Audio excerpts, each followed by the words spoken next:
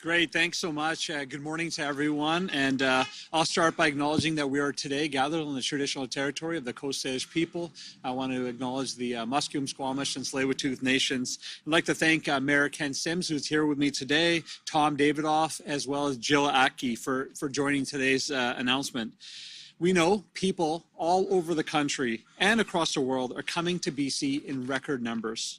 They see the same opportunities that my parents did. My parents came to this country in the 1970s. By working hard and saving money, they were able to purchase a home and build a better life for themselves and for their kids. But we know for too many people today, this feels way out of reach. Simply put, housing supply cannot keep up with the demand. Our government is determined to change that.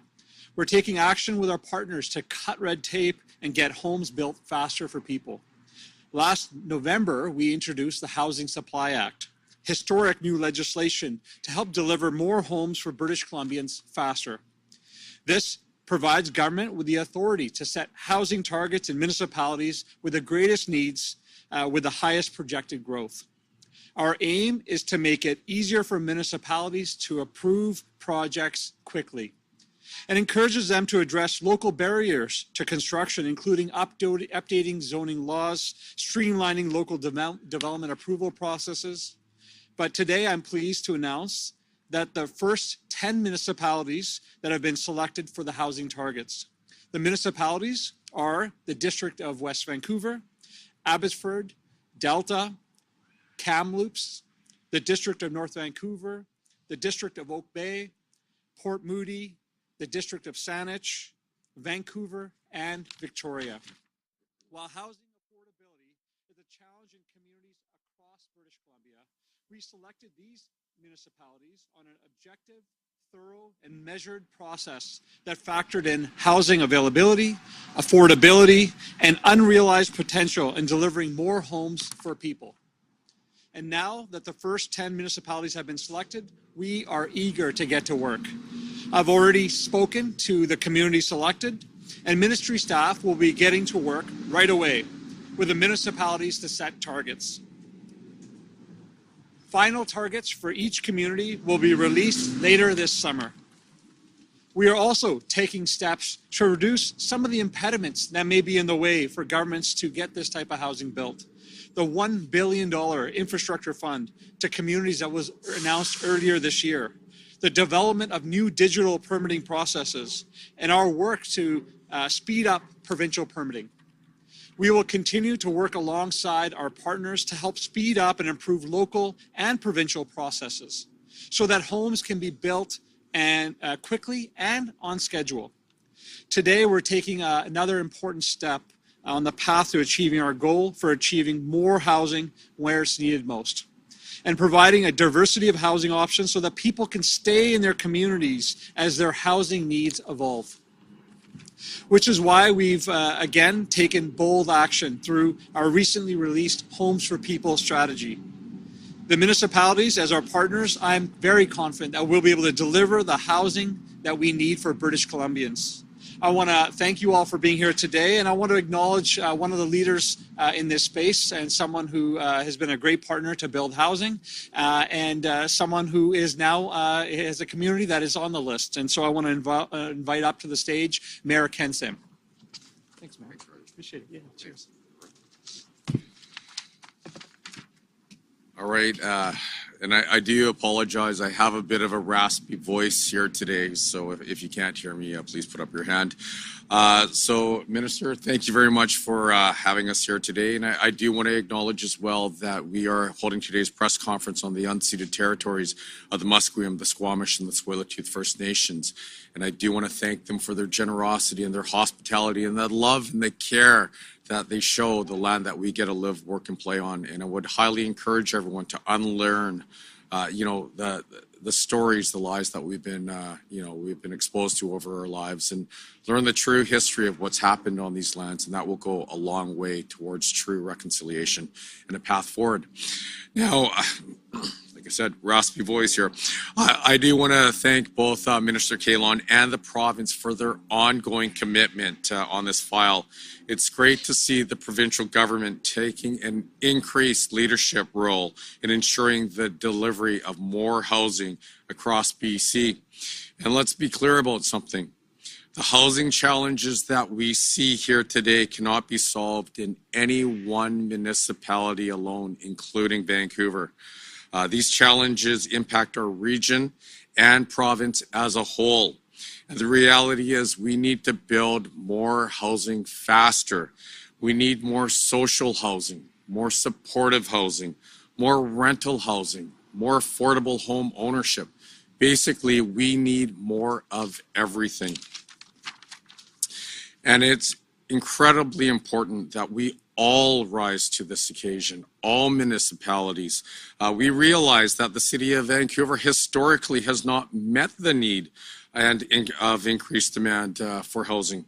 And for well over a decade, we've seen previous administrations focused on adding restrictions and red tape and policies that maybe were well-intentioned but made it harder to get housing built. And as an aside, I make that comment. We are not throwing previous administrations under the bus, very far from it. We're just making a comment that we've inherited, a situation, and we can't blame other groups for the past. We have to drive forward and look at solutions. And while Vancouver is not unique in this regard, we feel that we've made a lot of progress as a city over the last 6 months, and that can serve as a positive example to communities around the province. Some of the actions that we've taken so far include fully digitizing our permitting process, streamlining our application and review process, piloting an innovative program on the missing middle, exploring ways to expand the use of technology. And just yesterday, we voted to prioritize housing applications based on the highest number of net new units. And by the way, I didn't say that to boast, very far from it. At the City of Vancouver, we still have a hell of a lot of work to do. But as the largest city in the province, we have a responsibility to lead by example. And maybe more importantly, we have an opportunity to demonstrate to municipalities across the province that it's possible to make progress. Because really, if we can't tackle this challenge, this housing crisis now, our kids and future generations will have little chance of being able to build a future in our city and our province.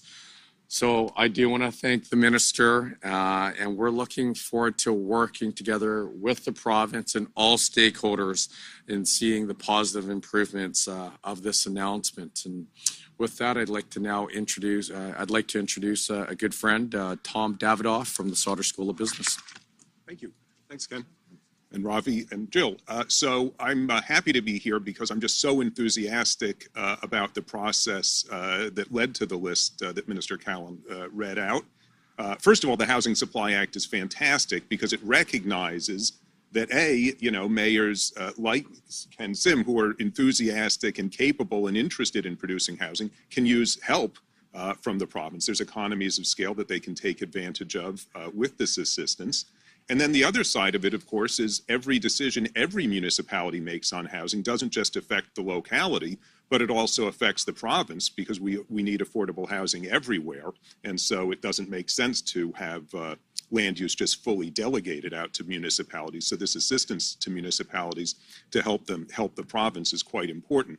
In terms of methodology, I was happy to be a part of a large group of housing professionals and experts thinking about what communities benefit most from this assistance in helping move the province in a better direction. And, the clear answer is, okay, where is housing most needed? That's where intervention is most needed. And where is housing most needed? It's where there's really great land. So the methodology includes a lot of measures of what are attractive places for development, where does the market want housing? And then the other side of that is, where is there not enough housing? Where is there not enough housing density? Where is there not enough rental housing? Where is there not enough multifamily housing relative to the benefits seen through the market and other measures of housing affordability. So I was very happy to see lots of expertise. Different methodologies give somewhat different lists, but going through it was pretty clear that most of the measures give pretty consistent measures of where housing is the most needed, and that's what you see in this initial list. So thanks very much. And up next is Jill Atke from the BC Nonprofit Housing Association. Nailed it. Thanks so much. It's great to be here with you all this morning on the unceded territories of the Musqueam, Squamish, and Tsleil-Waututh Nations. So it'll be no surprise to any of you behind the cameras that we're in the midst of a rental housing crisis. It's been a slow boil over the last couple of decades, but we've now surpassed the boiling point. You don't need to turn on your television, radio, open the newspaper to see any number of stories daily about people living in precarious housing situations, priced out of their communities, high rates of no-fault evictions, people living in RVs, and people living without any shelter at all. By any standard, by any metric, it's a crisis. And there isn't a municipality in this province who isn't concerned about that crisis. But even still, it often takes too long and is too costly to build affordable housing projects.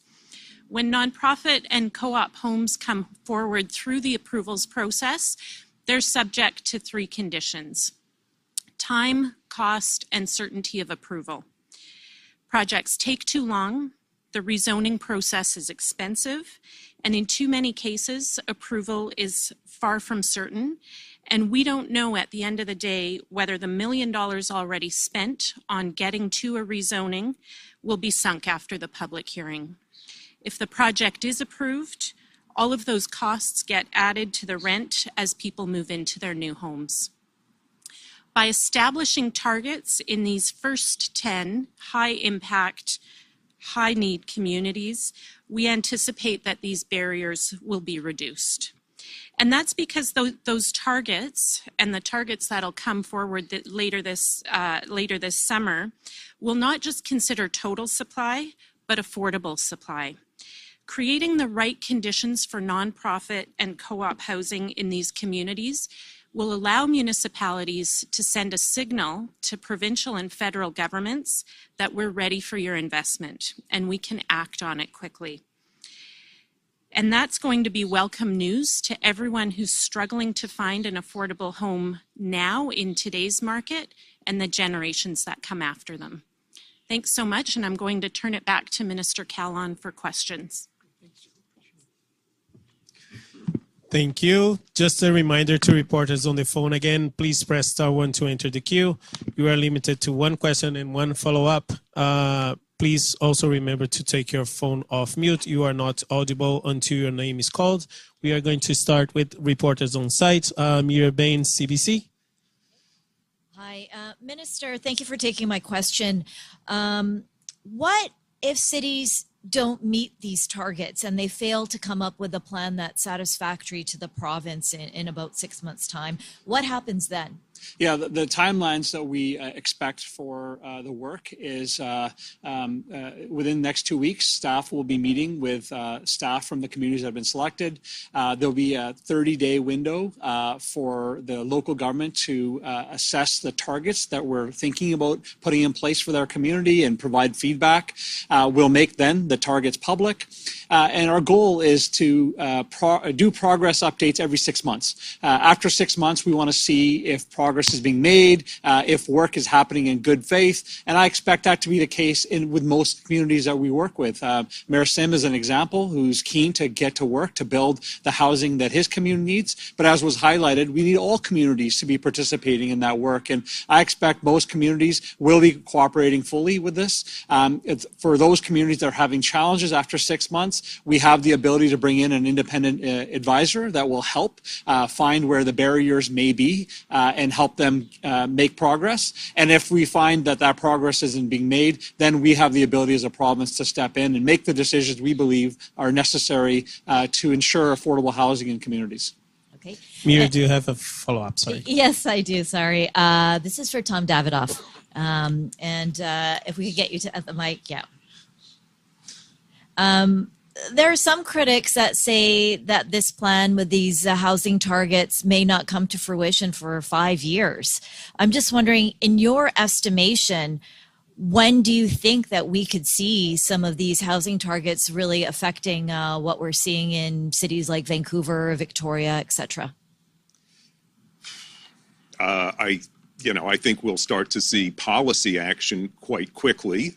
First of all, the affected municipalities will have to start producing improved land use processes. So that leads to permissions, and that, in relatively short order leads to a start of construction. That takes time. But you see some construction impact within a year. The other thing is, in the communities not on the list, there's probably a desire to not be on the list. And so I think we'll probably see improved land use practices throughout the province. And so, look, this isn't going to lead to like cheap housing in the next year by any means, but it will begin the process of improved land use and better affordability. So, short run effects and, also long run effects. I'll just add, Mira, the question wasn't for me, but I'll just add that I expect that the decisions that are going to be needed in communities will take the time that they needed to go to engage with community. But I do suspect that you'll see policies shifting in these communities fairly quickly. And as Tom highlighted, there's communities that are not on the list that perhaps may not want to be on the list, and will inspire them, I hope, to do some of that work. We've been working also closely with CMHC on the targets that we're putting in place, and they are soon launching their Housing Accelerator Fund, which is going to be funds that will help communities enable them to be able to get more housing, whether it's through infrastructure and other means. And so I expect that communities that are moving quickly and are able to put strong targets in place will be on the front of the line to receive some of those federal dollars. Our next question is from Richard Zuzman, Global News on the phone. This is for the minister.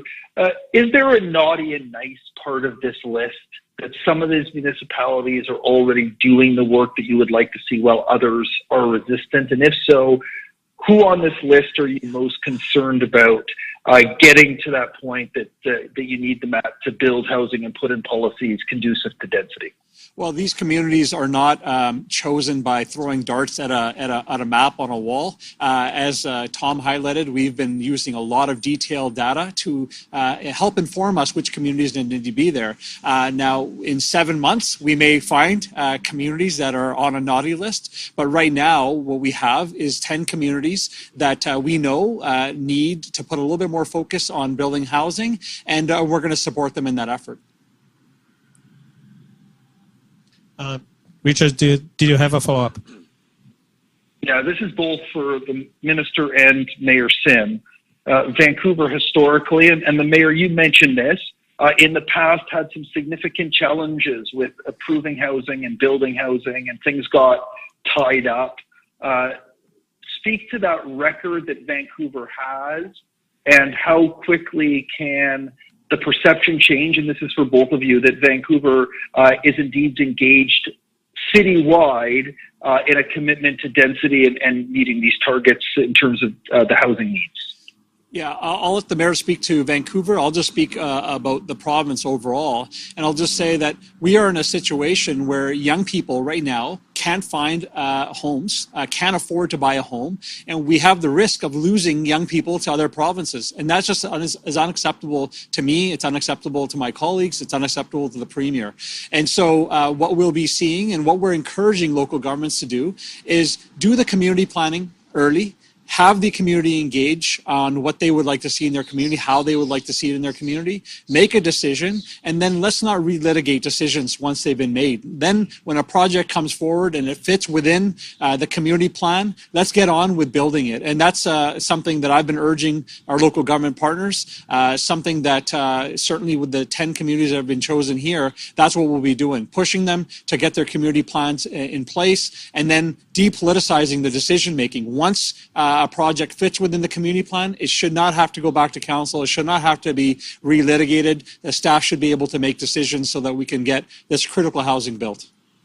Next question is Rob Shaw, Check News. Oh, sorry. Sorry. Mayor Go ahead. That's okay. I won't repeat what the minister said. I just want to be very clear. At the City of Vancouver, it's a top priority to build as much housing as quickly as possible. Where we come in is the number one challenge is the permitting process takes way too long. And I know we celebrated issuing a record number of permits at the city recently. But that's not really helpful. That's probably the wrong metric to look at, because if it takes 6 to 12 years to get a permit, by the time you actually get your permit, the economics don't work on the project anymore. So we are going to speed up the permitting process. When it comes to density, I want to be incredibly clear. Thank you. Another undecided voter. Anyways, when it comes to building housing, I want to be very clear. If something makes sense for the city over the next 30 years, we are going to do it, and we're going to do it fast. We don't have to litigate these things. They will be a priority. So anything along transit, anything along main arterial roads, and more density faster, that's what we'll be focused on. Now, next question, Rob Shaw, Check News. Oh, hi. For Minister Kahlon, could you shed a bit more light on what the targets might be? I realize they haven't been developed and they'll probably vary by municipality, but are we talking like total units, types of units? Is it progress on the indicators, the selection indicators that were released today that create this list, or what are the targets going to look like? Yeah, I think, Rob, you answered the question with your question. All the metrics that we've used to help identify the communities that are on the priority list would be the similar metrics that we'll use when assessing housing targets. We have brought in several economists that are helping advise what those targets will look like. We've also brought an outside agency that has a specialty in this to advise us, and we're engaging professionals, economists in the private sector, Tom and others, to help give us some clear indication of what those targets will look like. But it will be more than just units. It will be, we know communities need 1, 2, 3 bedroom units for families. We know that all communities have a responsibility to see how many people in their community are struggling and need low income housing. And so the targets will be very expansive. Again, we're going to come up with the targets through the methodology that is being developed. We're going to go to local governments and say, here's what we believe your targets need to be. We're going to have a conversation and hear from them about what they see as maybe impediments or where they see maybe opportunities to do more. And then we'll set the targets and make them public. Rob, did you have a follow-up? Sure. Some communities on this list clearly are okay with being on the list, Victoria and Vancouver. Others are Oak Bay and places that, don't appreciate this, getting singled out like this, and they're not super happy with the province telling them what to do, and they're pushing back a bit. So I wonder what you would say to Oak Bay and maybe a couple others here, West Van or whoever, who are not, your validators and are not enthused by this, and you may have to do some work convincing them about this. Well, I've been clear, Premier Eby has been clear, that if we want to address this housing crisis, it can't be just a few communities going at it alone. This is something that's going to require every jurisdiction in the country, every local government in the country, because it's a countrywide problem. But in BC, we have some communities that have taken on growth and they have the ability to take on more growth. And we have some communities that have hidden from growth. But that just is not acceptable when you're in a housing crisis. We need all communities to participate. We're going to engage with the governments, the local governments that perhaps are not happy to be on the list, and find ways to move forward, because they even know that they're having challenges attracting workers. They know they're having challenges because they have no young kids coming anymore, because they can't, young families can't afford to live in their communities. And we judge communities and their success and their health by when they have young kids coming to their communities. And so that's the goal. And there may be some communities that are not delighted, but we'll work with them, because in the end, all of our goals are the same. We want to have more housing available for people in British Columbia. Next question is Zolf Defner, Black Press. Yeah, thank you for taking my question. Question to the Minister regarding a statement or a line in the release here. It speaks of compliance options as last resort should municipalities struggle to create the necessary conditions for housing. What are the compliance options that you have in mind? Yeah, again, I expect all the communities that have been announced today will be participating in a meaningful way. If after 6 months we don't see meaningful progress, we will have the ability to bring an independent person in to work with the local government to find what impediments are perhaps in the way of reaching targets. If we find that that is not successful, then we have the ability as a province to step in and make decisions. Again, my preliminary conversation with all the mayors that I've had so far is that there's an understanding that we have to do more collectively, and my hope is that all the communities will participate in a meaningful way. Wolf, did you have a follow-up? Yes. So based on the list sent out, only one community outside the major population areas in BC made the list, that being Kamloops. Why did Kamloops make it, and why didn't Kelowna make it, which is the bigger community and has arguably a larger housing need?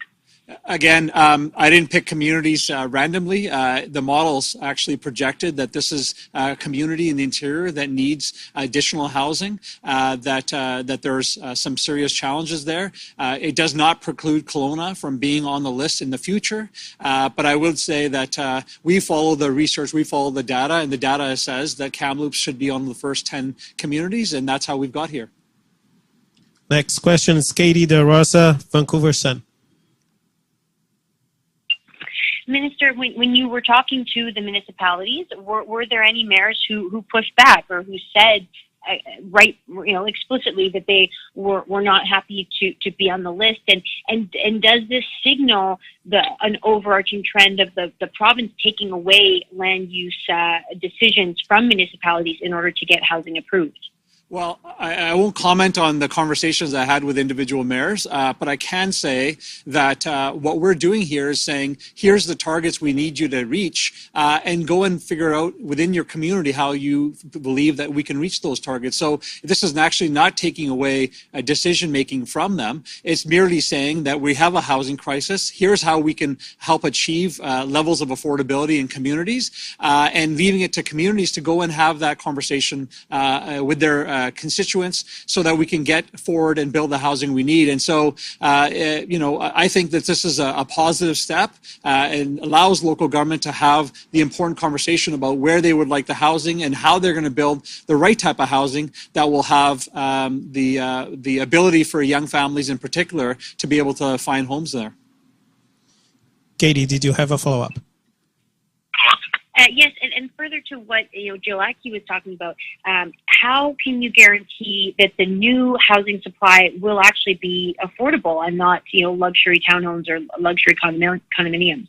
Well, when you're thousands of units behind, what you get left with is very expensive units. And so we need everything. We need more not-for-profit housing. We need all types of housing built in community. Mayor Sim just highlighted that. This isn't just building one type of housing that is available only to wealthy people. And I believe that as we have more communities that are limiting housing coming on, it's actually creating environments where only wealthy people can move into them.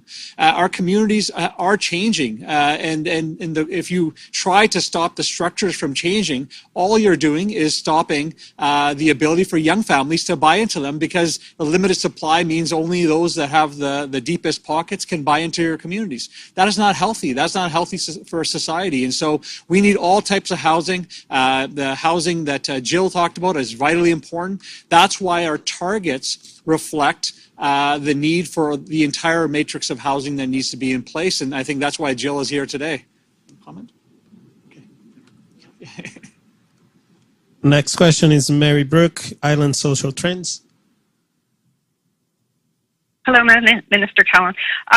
I'm looking at the metrics, or wondering about the metrics that you used about choosing those 10 municipalities. Was it just where perhaps it was seen that more population could be accommodated, or was there a deeper metric such as the types and range of housing available right now, especially for the young family? Yeah, Mary, there's 10 different metrics that we've used part of our model. Everything from, I guess, some more standard pieces that looks at the availability of land and whether it's being used at the best potential, to affordability, looking at families that are middle-income earners and how much rent they're paying, so checking affordability, and then also looking at infrastructure. What infrastructure is available to these communities, both social infrastructure as well as hard infrastructure, and that model helped dictate which communities are part of the first 10. And again, my goal, my hope is that late this year, we'll have another 10 communities that will be used, that will be announced, part of the modeling that we're doing. Mary, did you have a follow-up?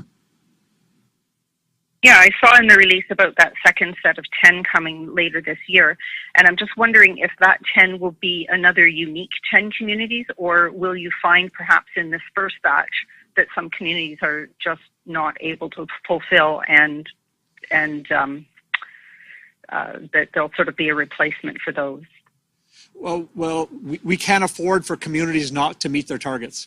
So these targets are in place. As I laid out, that in 6 months, we will assess what next steps need to be taken if a community is not able to come forward with meaningful action.